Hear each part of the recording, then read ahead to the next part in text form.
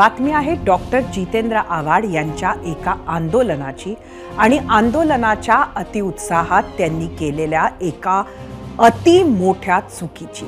त्याचं झालं असं की शालेय अभ्यासक्रमात मनुस्मृतीमधील काही श्लोकांचा समावेश केला जाणार अशी बातमी 2-3 दिवसांपूर्वी आली होती। त्यावरून 2 गटही पडले होते। त्या निर्णयाला विरोध करण्यासाठी राष्ट्रवादी शरदचंद्र पवार पक्षाचे आमदार डॉक्टर जितेंद्र आव्हाड महाड इथे पोहोचले।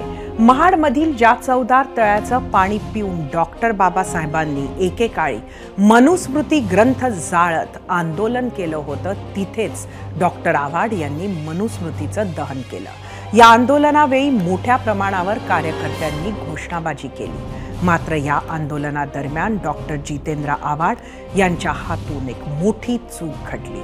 त्यांच्या हातून डॉक्टर बाबासाहेब आंबेडकर यांचा फोटो असलेले पोस्टर फाडले गेले। डॉक्टर आव्हाड यांच्या हातून घडलेल्या या कृत्याविरोधात राज्यभरात शिवसेना, राष्ट्रवादी आणि भाजपनं रान उठवले।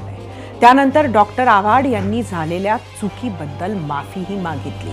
मात्र डॉक्टर बाबासाहेब आंबेडकर यांचा अवमान केल्याप्रकरणी डॉक्टर जितेंद्र आव्हाड आणि 22 कार्यकर्त्यांविरोधात रायगडच्या महाड शहर पोलीस ठाण्यात अॅट्रॉसिटीचा गुन्हा दाखल करण्यात आला आहे। एबीपी माझा, उघडा डोळे बघा नीट।